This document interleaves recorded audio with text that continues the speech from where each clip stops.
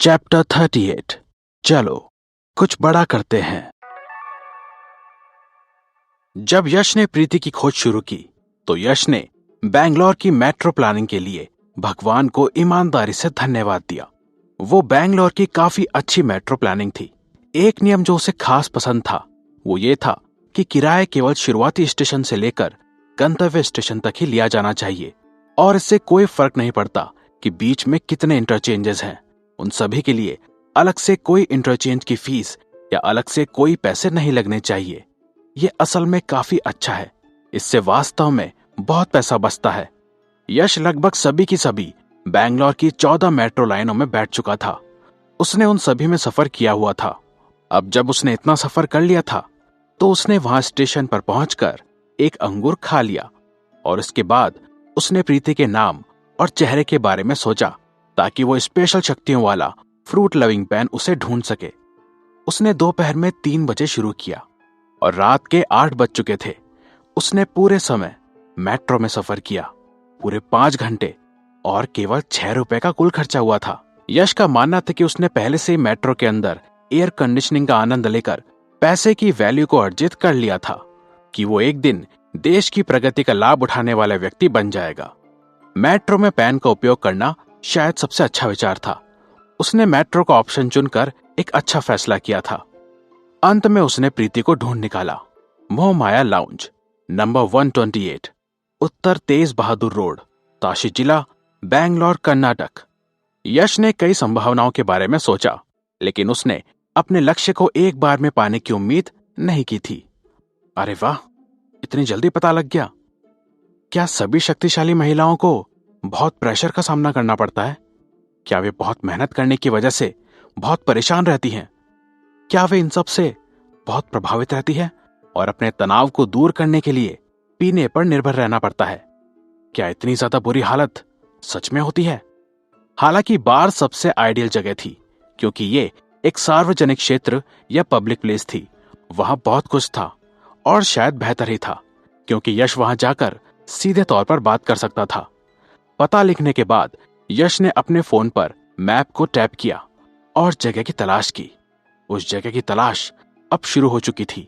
वो बार मेट्रो के exit point से बहुत दूर नहीं था और पैदल दूरी पर ही था, जो कि यश के लिए फायदेमंद था। स्टेशन से बाहर निकलने के बाद यश ने नेविगेशन का पालन किया और बार में पहुंचा। यहां नेविगेशन ने उसकी काफी मदद की। वहां का एंट्री गेट बहुत ज्यादा बड़ा और भव्य तो नहीं था, हालांकि वो थोड़ा यूरोपियन थीम पर बेस्ड था। प्रवेश द्वार पर एक अंग्रेजी साइनबोर्ड लगा हुआ था, मोह माया लाउंज। यदि नेविगेशन ने यश के लिए इसका अनुवाद नहीं किया है तो उसे पता नहीं होता कि इसका क्या मतलब है। ट्रांसलेशन काम आया था उसी के। उसने एक अंगूर खाया, ये श्योर करने के लिए कि प्रीति कपूर अभी भी बार ही में थी। अंगूर खाने के बाद उसे पता चला कि वो वहीं थी। उसने खुद को मेंटली तैयार किया और फिर अंदर चला गया। जब वो अंदर गया तो यश को शक हुआ कि वो गलत जगह पर है। उसे वहां सब कुछ अजीब सा लग रहा था। ये बार है या फूलों की दुकान? ये कब से बार हो गया? ऐसे बार होते भी हैं या नहीं? मैं किसी गलत जगह पर तो नहीं पहुंच गया? फूलों की सुगंध हवा में बह रही थी। हर जगह बस फूलों की महक छाई हुई थी और जीवंत फूल सभी जगह थे। और यही कारण था कि वहां फूलों की सुगंध ऐसी बहे जा रही थी। वो जगह कार्टून्स और पेंटिंग से सजी हुई थी। वहां का ग्लैमरस झूमर छत से लटका हुआ था। यह फिल्मों में दिखाए जाने वाले टिपिकल बार की तरह नहीं था। फिल्मों ने बार की इमेज दिमाग पर तो कुछ और ही डाली थी। सभी बार्स में गड़बड़ और शोर शराबा नहीं होता है। सच में दूर दूर तक कोई भी शराबा नहीं, एकदम शांति। मानो कोई बाहर से मान ही नहीं सकता था कि वो सचमुच में एक बार ही है। ये जगह एक टिपिकल लड़की के रूम की तरह दिख रही थी, एक टिपिकल गर्ल्स रूम की तरह। लेकिन वो ये नहीं जानता था कि वो पेन कभी भी गलत नहीं हो सकता था। आखिर उसका यह पेन कोई भी सामान्य या साधारण तो था नहीं। ये यश का खास फ्रूट लविंग पेन था, जिसमें उसने पॉइंट से स्पेशली उस पेन में खास क्षमता डलवाई थी। यश ने आसपास देखा और काउंटर पर उसे प्रीति कपूर दिखी। उसके लंबे काले बाल उसके कंधे पर लिपटे हुए थे, जबकि उसकी लेदर की जैकेट और पैंट ने उसके व्यक्तित्व को पहले से ही निडर परिभाषित कर दिया था। वो चुपचाप अपनी ड्रिंक पीते हुए काउंटर पर झुक गई। यश उसकी तरफ चला गया और बैठ गया। फिर उसने बारटेंडर को बुलाया और पूछा, हे, क्या मुझे सबसे कम अल्कोहल वाली ड्रिंक मिल सकती है? बारटेंडर ने कभी भी ऐसी अजीब सी रिक्वेस्ट नहीं सुनी थी, इसलिए वो मुस्कुराते हुए जवाब देने से पहले एक पल के लिए आश्चर्यचकित हो गया। कोई बात नहीं सर। जब उसने बारटेंडर को बोतल खोलते हुए देखा तो यश ने उससे पूछा, और ये कितने का होगा?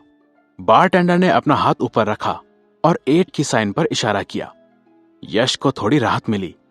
ये 18 या 88 रुपए का हो। ये उसकी प्राइस रेंज के अंदर था। उसने फिर गौर से देखा, 888। यश का तो दिमाग ही घूम गया। उसे तो कुछ समझ ही नहीं आया। इतनी महंगाई! ओ भाई, मुझे लगता है कि मैं बस 1 गिलास पानी ही लूंगा, थैंक यू। बारटेंडर चिढ़ गया, लेकिन उसने इसे अपने चेहरे पर नहीं दिखाया, ना उसने कोई तिरस्कार किया। उस बारटेंडर ने शराब की बोतल पर जोर लगाया और उसे बंद किया और यश के लिए 1 गिलास पानी डाला। ये 10 रुपए का होगा, धन्यवाद। 1 गिलास पानी, 10 रुपए? ओ बाबा! यश दर्द और अनिच्छा से अपने वॉलेट से पैसे निकालकर देने लगा। उसका तो मन ही खराब हो गया था। प्रीति कपूर यश के पास ही बैठी हुई थी। उसने ये दिलचस्प दृश्य देखा और धीरे धीरे से हंसने लगी और अपना सिर हिला दिया। उसने अपना सिर फिर से नीचे को झुकाया और अपने गिलास को पीने लगी।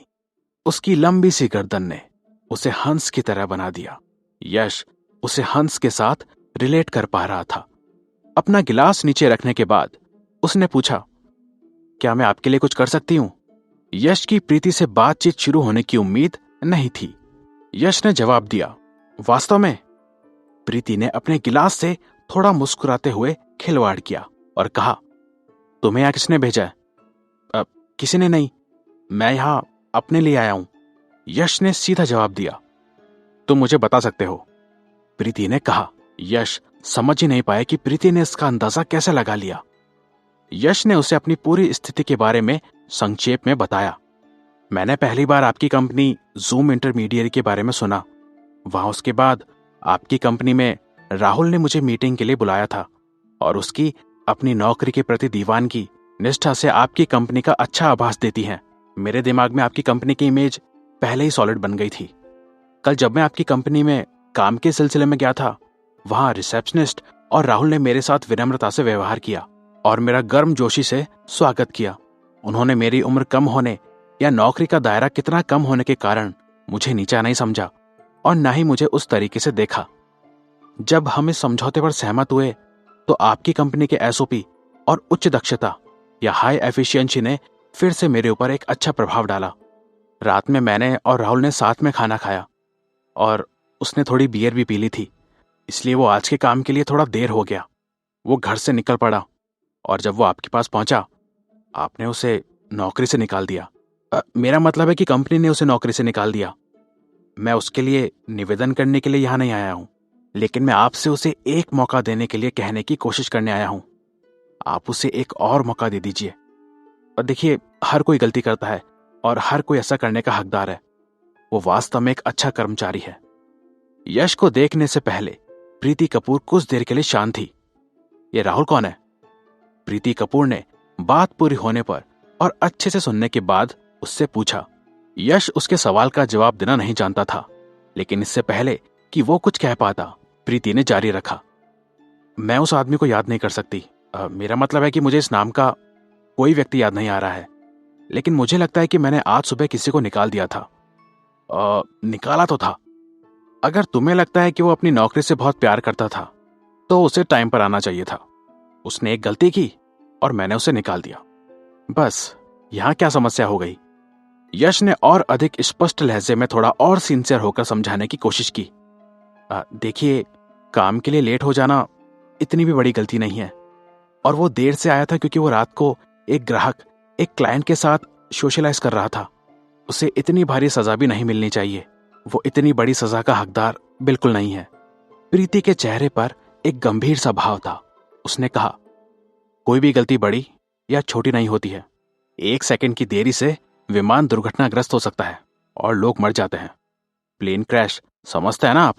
चलिए एक और एग्जांपल लीजिए। मानिए किसी ने आपको गोली मारी, 1 सेकंड की देरी भी हुई हटने से, तो आपको मरने से कोई नहीं बचा सकता। यश को प्रीति की बात अनुचित लगी। उसे वो महिला खड़ूस सी लगी, क्योंकि जिस तरीके से वो बात कर रही थी, ऐसा लग रहा था कि मानो उससे बात करने का कोई फायदा नहीं हो सकता। उसने आगे अपनी बात पूरी करते हुए कहा, देरी होने का उस तरीके से कोई लेना देना नहीं है मैम। प्रीति कपूर ने बिना किसी शिष्टाचार के या साधारण भाषा में कहा जाए तो बिना किसी कोर्टसी के यश के मुंह पर कहा, यहां तुम डिसाइड नहीं कर सकते कि कौन सी गलती बड़ी है कौन सी छोटी। यश का मुंह खुला का खुला रह गया। थोड़ी देर के लिए वो एक भी शब्द नहीं बोल सका।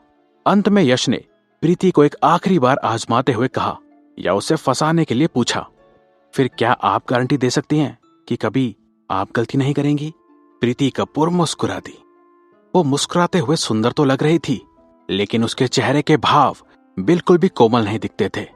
वो बहादुर और पहले से कहीं ज्यादा निडर और अड़िग दिख रही थी। मैं गारंटी नहीं दे सकती, लेकिन मैं दूसरों को अपनी किस्मत को नियंत्रित करने का अधिकार नहीं दूंगी। उसने फिर अपना गिलास नीचे रखा और बारटेंडर से कहा, इसे टैप पर रख दो। उसी के साथ उसने अपने पतले और लंबे पैरों को सीधा किया और वहां से निकलने के लिए उठने लगी। यश ने उसे एक भारी मन के साथ जाते देखा। ये लड़की, यश ने गुस्से में मुंह बना के कहा। उसने पानी का गिलास खत्म किया और बार से बाहर निकल गया। ऐसा लग रहा था कि राहुल और रिसेप्शनिस्ट सही थे। प्रीति कपूर सचमुच दबंग थी। वो किसी की सुनकर अपने मन को बदलने वालों में से नहीं थी। लगभग कोई भी उसके द्वारा लिए गए डिसीजन को उलट नहीं सकता था और ना ही ऐसा करने की कोई हिम्मत रखता था। यह सिर्फ एक क्विक मीटिंग थी और यश को पहले से ही पता था कि उससे कितनी भी बार बात कर लेगा पर फिर भी कोई परिणाम नहीं निकलेगा। क्या इसका मतलब यह होगा कि यश का पहला एडवांस मेन मिशन फेल हो जाएगा? क्या वो इसे नहीं निभा पाएगा? उसने अभी भी अपने फोन में अंक जोड़ने और सिल्वर मिशन को पूरा करने की योजना बनाई। यश ने हलचल भरी भीड़ को देखा, साथ ही बहुत तेज चलती हुई गाड़ियों को भी देखा। उसने अपने दिमाग में प्रीति की कही हुई बातों को दोहराया। प्रीति कपूर की हर एक बात उसके दिमाग पर एक छाप सी छोड़ गई। मैं दूसरों को अपने भाग्य को नियंत्रित करने का अधिकार नहीं दूंगी। फिर उसने अपने सिल्वर मिशन के बारे में सोचा। 6 महीने में 1 लाख रुपए कमाने हैं। क्या इसका मतलब यह है कि मुझे अन्य लोगों के मूड के अनुसार काम करना होगा या केवल 1 लाख रुपए कमाने के लिए दूसरे से नौकरी की प्रतीक्षा करनी होगी? भाग्य के हाथों में सब कुछ छोड़ना बेकार सा लग रहा है। शायद ये मेरे भाग्य को नियंत्रित करने का सही समय है। बस अब बहुत हुआ। उस बात को ध्यान में रखते हुए यश ने अपने दांत जकड़े और कुछ बोल्ड होने का सोचा।